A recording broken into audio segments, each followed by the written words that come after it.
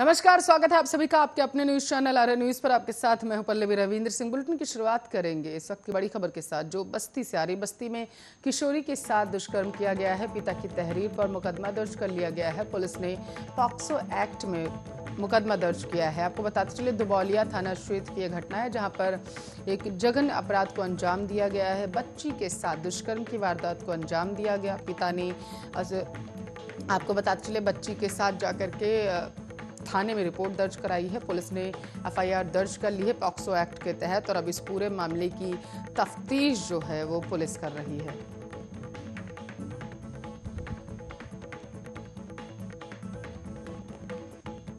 तो Supertech emerald tower गिराने का मामला, इस वक्त की बड़ी खबर आपको बता रहे हैं। ट्विन टावर का ड्रोन सर्वे लगभग पूरा हो चुका है। प्राधिकरण के अफसरों को रिपोर्ट भी सौंप दी गई है। सर्वे रिपोर्ट एसआईटी अपनी जांच में शामिल करेगी। आज रुड़की से टीम निरीक्षण करने भी आ सकती है, ऐसी जानकारी सामने निकल कर आ रही है। बड़ी खबर आपके टेलीविजन स्क्रीन पर है, आर्य न्यूज के जरिए आप सुन पा रहे हैं। आपको बताते चले सेंट्रल बिल्डिंग रिसर्च इंस्टीट्यूट की टीम आज आएगी। सुप्रीम कोर्ट ने 30 नवंबर तक टावर गिराने का आदेश दिया था। बड़ी खबर आपके टेलीविजन स्क्रीन पर। एसआईटी अपनी रिपोर्ट भी सौंप सकती है। आज रुड़की से टीम भी निरीक्षण करने के लिए आ सकती है। हवाई जो सर्वेक्षण था वो पूरा हो चुका है। ट्विन टावर को गिराने का आदेश सुप्रीम कोर्ट की तरफ से दिया गया था, और इसके साथ साथ जिन लोगों ने बुकिंग की हुई थी उस ट्विन टावर में, उनकी बकाया राशि ब्याज के साथ वापस लौटाने का आदेश सुप्रीम कोर्ट ने दे दिया था।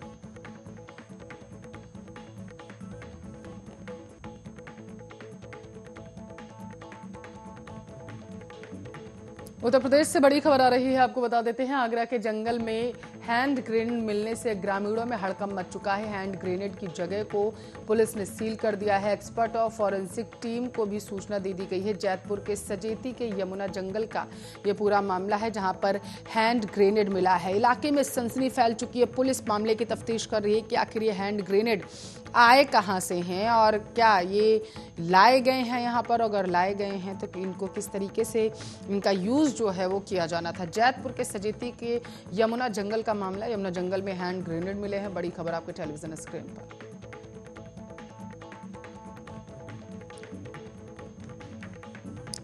चलिए विस्तार से खबरों की तरफ रुख कर लेते हैं। आम आदमी पार्टी के वरिष्ठ नेता कर्नल अजय कोठियाल ने उत्तराखंड को आध्यात्मिक राजधानी बनाने का संकल्प लेते हुए प्रदेश की जनता से इस अभियान से जुड़ने का आह्वान किया है। उन्होंने कहा है कि अरविंद केजरीवाल द्वारा उत्तराखंड को आध्यात्मिक बनाने का जो संकल्प लिया गया था, पार्टी का हर कार्यकर्ता उसके लिए पूरी तरीके से समर्पित है। कोठियाल ने प्रोजेक्ट के माध्यम से वेबसाइट दिखाते हुए बताया कैसे लोग इस वेबसाइट में अपना रजिस्ट्रेशन कर सकते हैं। लोग इसके माध्यम से अपना समर्थन दे सकते हैं और ज़्यादा से ज़्यादा लोग इससे जुड़ते हुए अपनी राय भी दे सकते हैं कि उन्हें कैसी आध्यात्मिक राजधानी चाहिए। इस अभियान को सफल बनाने में पूरे प्रदेश के लोगों का सहयोग मिल जाएगा। उन्होंने प्रदेश की जनता से अपील करते हुए कहा है कि आप पार्टी की इस भागीदारी में उत्तराखंड की जनता उनका साथ दे, ताकि सब मिलकर देवभूमि उत्तराखंड को विश्व भर के हिंदुओं की आध्यात्मिक राजधानी बनाने में सफल हो सके।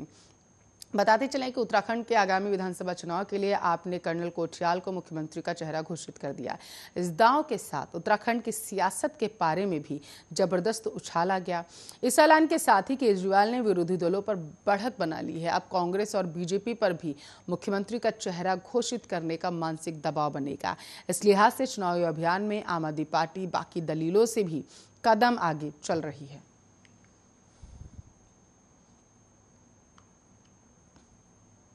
नवाबों के शहर लखनऊ के लोग अगर अपनी आदत में सुधार नहीं लाए तो कुछ ही दिनों बाद रोजाना 10 करोड़ का जुर्माना भरा जाएगा। दरअसल ट्रैफिक नियमों के उल्लंघन में लखनऊ वालों की जो आदत है, उस पर ट्रैफिक पुलिस चालान भेजना तो शुरू करेगी, तो रोजाना 10 करोड़ के चालान आएंगे, लखनऊ वालों को भेजे जाएंगे। जल्द ही स्मार्ट सिटी के अंतर्गत आपको बताते चलिए लखनऊ के चौराहों पर लगे इंटीग्रेटेड ट्रैफिक मैनेजमेंट सिस्टम के कैमरे काम करना शुरू कर देंगे।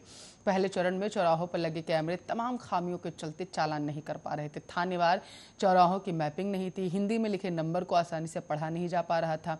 इतना ही नहीं, कई बार गलत फॉर्मेट के नंबर प्लेट से नंबर भी नहीं पढ़े जा सकते थे।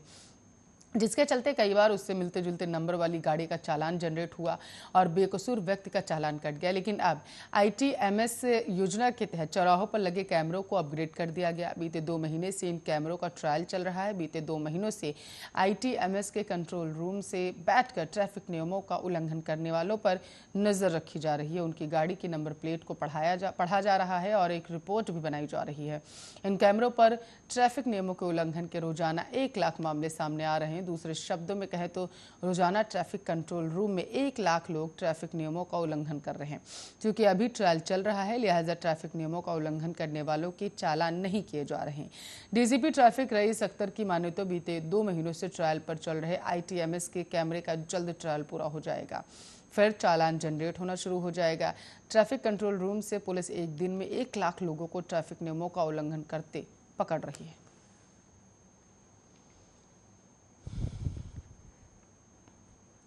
तो मुंबई के साकिनाका इलाके में रेप की अमानवीय घटना के बाद उल्हासनगर थाना क्षेत्र में 14 साल की नाबालिग बच्ची को हथौड़े से धमकाकर उसके साथ दुष्कर्म की घटना को अंजाम दिया गया, ऐसी जानकारी सामने निकलकर आ रही है। आपको बताते चले, आरोप है कि अपनी मां से मिलकर शिरडी से लौट रही 14 वर्षीय बच्ची के साथ शुक्रवार रात उल्हासनगर रेलवे स्टेशन पर स्काई वॉक पर एक दरिंदे ने हथौड़े का डर दिखाकर दुष्कर्म किया। इस संबंध में कल्याण रेलवे पुलिस में मामला दर्ज कर आरोपी को पुलिस ने गिरफ्तार किया। रेलवे स्टेशन क्षेत्र की घटना से हड़कंप मच गया। नाबालिग उल्हासनगर इलाके में अपनी दादी के साथ रह रही थी। वह अपनी मां से मिलने शिरडी गई थी। वह बीती रात करीब 9 बजे शिरडी से बस से कल्याण पहुंची। कल्याण से लोकल ट्रेन से उल्हासनगर स्टेशन पहुंची। उल्हासनगर स्टेशन पर उतरने के बाद स्काई वॉक पर कुछ दोस्तों से मिली और उनसे बात कर रही थी। इसी बीच आरोपी वहां पहुंचा। उसने सभी को हथौड़े से डराया, बाकी सब भाग गए, लेकिन पीड़िता लड़की को जबरन थाने के पास एक जर्जर बस्ती में ले गया। लड़की ने विरोध किया तो उसकी पिटाई कर दी गई और उसके बाद उसके साथ दुष्कर्म किया गया। घटना के बाद आरोपी वहां से फरार हो गया। इस संबंध में कल्याण रेलवे पुलिस स्टेशन में मामला दर्ज कर लिया गया है। पुलिस ने शनिवार दोपहर आरोपी को गिरफ्तार कर लिया और पुलिस आगे की जांच कर रही। आरोपी के खिलाफ 7 से 8 मामले पहले ही दर्ज हैं। रेलवे पुलिस वाल्मीकि शार्दुल ने यह जानकारी दी।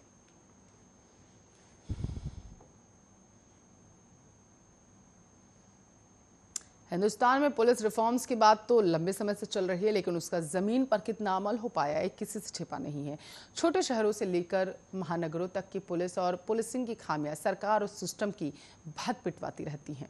ऐसी लचर पुलिस व्यवस्था में केवल जनता ही नहीं बल्कि पुलिस के जवान भी पिसते हैं। जवान पिसते हैं तो कार्यक्षमता प्रभावित होती है और जब कार्यक्षमता प्रभावित हो जाती है तो फिर पूरा सिस्टम अपनी बुनियाद से हिलना शुरू हो जाता है। देश की राजधानी दिल्ली में यह हालात बहुत जल्द बदलने वाले हैं। दिल्ली पुलिस के पुलिसकर्मी की कार्यक्षमता को बढ़ाने के लिए उनके वर्किंग कंडीशन में बड़े बदलाव की तैयारियां शुरू कर दी गई और आने वाले वक्त में दिल्ली पुलिस वर्क कंडीशन के मामले में मुंबई पुलिस से बेहतर स्थिति में पहुंच गई है। दरअसल दिल्ली पुलिस केंद्रीय गृह मंत्रालय के अंतर्गत आती है और ये जिम्मा है कि केंद्रीय गृह मंत्री अमित शाह के पास। अमित शाह का वर्किंग स्टाइल क्या है ये भी सभी जानते हैं। तमाम रिफॉर्म्स के बाद अब गृह मंत्री ने दिल्ली पुलिस की रूपरेखा बदलने पर फोकस शिफ्ट कर दिया। लिहाजा दिल्ली के पुलिस कमिश्नर राकेश अस्थाना भी एक्शन में आ गए। दिल्ली पुलिस कमिश्नर ने तय किया है कि सबसे पहले काम करने के माहौल में बदलाव हो, जिससे पुलिस पर प्रेशर को कम किया जा सके। प्रेशर कम होगा तो एफिशिएंसी अपने आप बढ़नी शुरू हो जाएगी।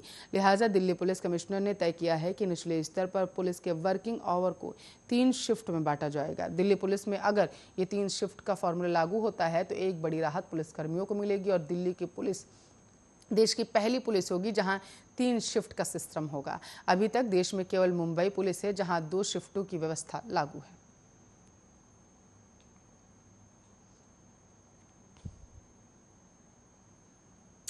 तो एयर इंडिया की एक फ्लाइट में रविवार को तकनीकी खराबी आने के कारण उसे टेक ऑफ करने से रोक दिया गया। इस फ्लाइट में केंद्रीय मंत्री शोभा करंदलाजे सवार थी, जो कर्नाटक के बेंगलुरु से उड़ान भर रही थी।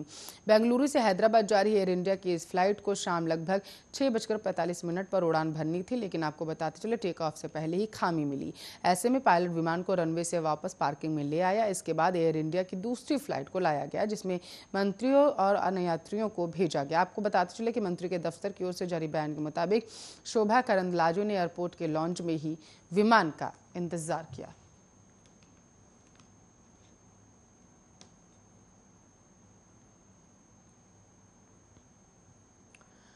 भोपाल की खबर का रुख करेंगे। आपको बताते चले कि भोपाल में बेटी एक पैदा गोलगप्पे होने वाले ने की बेटियों को बोझ समझने वालों को बड़ा संदेश दिया है। उन्होंने माफ करिएगा, आपको बताते चले बेटी पैदा होने की खुशी पर एक पानी पूरी विक्रेता ने 50,000 रुपए की पानी पूरी फ्री में बांट दी। गौरवान्वित पिता ने कहा है कि मैं दिखाना चाहता था कि लड़के और लड़कियों के बीच कोई भेदभाव नहीं होना चाहिए। जैसे ही मुझे 17 अगस्त को बेटी पैदा होने की खबर मिली, मैं खुशी से फूला नहीं समाया, लेकिन साथ ही लोगों की अजीब प्रतिक्रिया सुनकर हैरान भी रह गया। उन्होंने चेहरा पीछे कर लिया और चिताया कि मुझे आर्थिक बोझ का सामना करना पड़ेगा। मुझे लोगों की ऐसी प्रतिक्रिया पसंद नहीं आई और बतौर एक पिता को मैं संदेश देना चाहता हूं कि मुझे गर्व है कि मेरी एक बेटी है। 28 वर्षीय अंचल गुप्ता ने जन्म के उत्साह को भव्य तरीके से मनाने की बात कही है। अंचल ने कहा, मैं एक मामूली विक्रेता हूं और मेरी आय सीमित है। हालांकि मैं साबित करना चाहता था कि हर पिता बच्ची के जन्म से खुद को भाग्यशाली समझे। पिता ने कोलार क्षेत्र में रविवार को 3 स्टॉल लगाए और लोगों में ऐलान किया कि पानी पूरी दोपहर 1 बजे से लेकर 6 बजे तक बिकेगा। खबर सुनकर सैकड़ों लोग इकट्ठा हो गए। भीड़ से घिरे पिता ने बार बार कोविड प्रोटोकॉल पालन करने की बात कही। उसने कतार में खड़े लोगों से मास्क पहनने और सुरक्षित दूरी बनाने को बारी में आने तक कहा, लेकिन पानी पूरी की जल्दबाजी में बहुत कम लोगों ने उसकी अपील पर ध्यान दिया। अंचल ने कहा है, मुझे खराब लगा। मैंने इसका आयोजन पवित्र काम समझकर किया, लेकिन लोगों ने मेरी बात सुनने से इनकार कर दिया। मैं लोगों से इस तरह के व्यवहार की उम्मीद नहीं करता।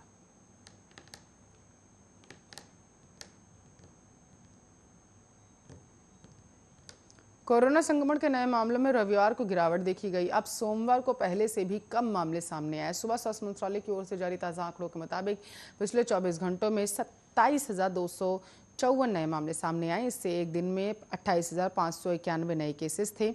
पिछले 24 घंटे में 219 कोरोना संक्रमितों की जान चली गई। 37,687 लोग कोरोना से ठीक हुए, यानी कि 10,652 एक्टिव केसेस थे। केरल में पिछले 24 घंटे में कोविड के 20,240 नए मामले आए। संक्रमितों की संख्या बढ़कर 43,75,431 हो गई। संक्रमण से और 67 लोगों की मौत होने से मृतकों की संख्या बढ़कर 22,551 हो गई।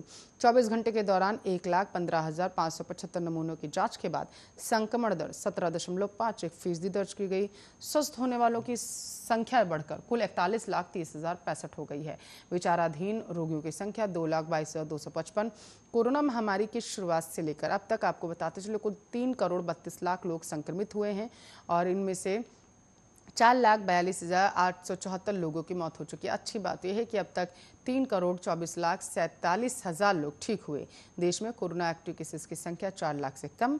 कुल 3,74,269 लोग अभी भी कोरोना वायरस की जद में हैं, जिनका इलाज चल रहा है।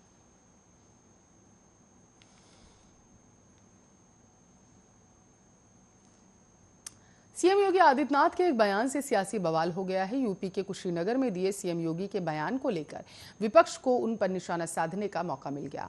विपक्षी नेताओं ने एक सुर में योगी पर कड़ा प्रहार किया। बताते चले कि योगी ने रविवार को कुशीनगर में एक कहा था कि 2017 के पहले गरीबों को राशन नहीं मिलता था, सब तो उनके अब्बाजान खा जाते थे।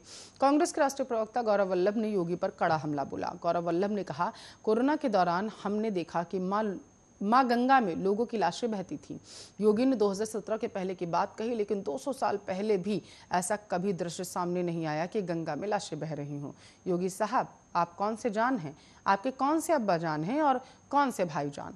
उन्होंने आगे कहा कि आप पूरे देश को पता है कि पीएम ने उन्हें हटाने की कोशिश की, लेकिन संघ की वजह से हटा नहीं पाए। जिस सरकार में हाथरस जैसी घटनाएं हो जाए, सरकार को एक क्षण भी शासन में रहने का हक नहीं है। कांग्रेस पॉजिटिव मॉडल के साथ चुनाव में उतरेगी। हम शमशान और कब्रिस्तान की बात नहीं करते।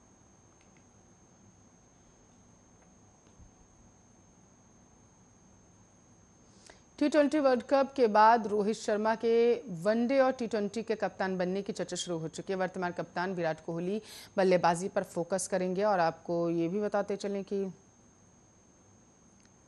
वनडे टीम की कप्तानी रोहित शर्मा को सौंप सकते हैं। बीसीसीआई सूत्रों के हवाले से कहा गया है कि वर्ल्ड कप के बाद कोहली कप्तानी छोड़कर अपनी बल्लेबाजी पर फोकस करेंगे।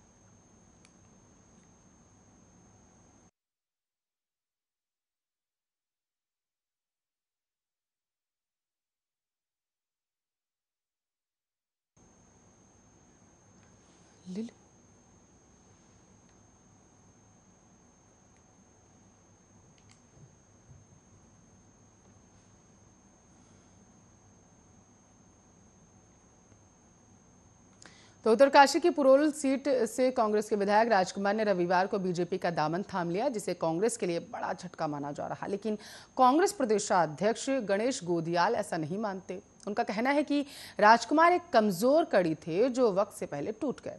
कहा है कि विधायक राजकुमार ने जनादेश और पुरोला की जनता का अपमान किया। गणेश गोदियाल ने कहा है कि भाजपा का तोड़फोड़ की राजनीति का पुराना इतिहास रहा। इससे पहले भी उन्होंने जनादेश का अपमान कर उत्तराखंड, मध्य प्रदेश, राजस्थान, गोवा सहित कई अन्य राज्यों में विपक्षी दल के विधायकों को धन का लालच देकर तोड़फोड़ की है। इसके साथ साथ उत्तराखंड में अपनी हार सुनिश्चित लग रही है उन्हें, उसके पास चुनाव लड़ने लायक चेहरे नहीं बचे, इसलिए वह कांग्रेस और अन्य दलों के लोगों को लालच दे रही है। गोदियाल ने कहा है कि राजकुमार हमारी एक कमजोर कड़ी थे। उनकी राजनीति की स्थिति उनके विधानसभा क्षेत्र में कैसी थी यह बात किसी से छिपी नहीं है। उन्होंने अपने बचाव के मकसद से पार्टी बदली है, लेकिन क्षेत्र की जनता उन्हें माफ नहीं करेगी। उन्होंने खुद की संगठन को छोड़कर सही काम किया। अब कांग्रेस अपने जमीन से जुड़े पकड़ वाले उम्मीदवारों को टिकट देकर एक सीट पक्की करने का काम करेगी। उन्होंने कहा है कि राजकुमार के खिलाफ दल बदल कानून के तहत कांग्रेस विधानसभा अध्यक्ष से कार्रवाई की मांग करती है और इसके अलावा उनके चुनाव लड़ने पर प्रतिबंध लगाने की भी मांग करती है।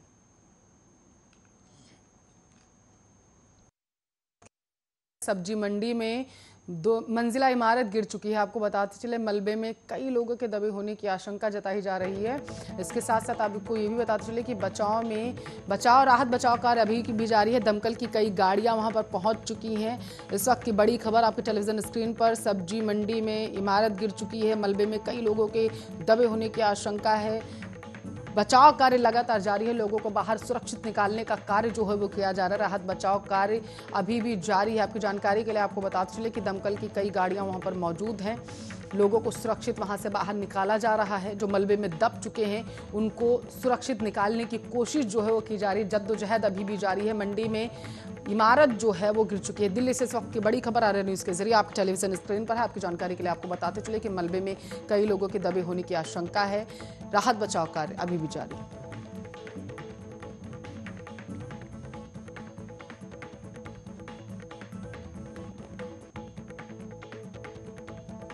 चलिए इसी बड़ी खबर के साथ इस बुलेटिन में बस इतना ही। बने रहिए हमारे साथ, देखते रहिए आर्या न्यूज़।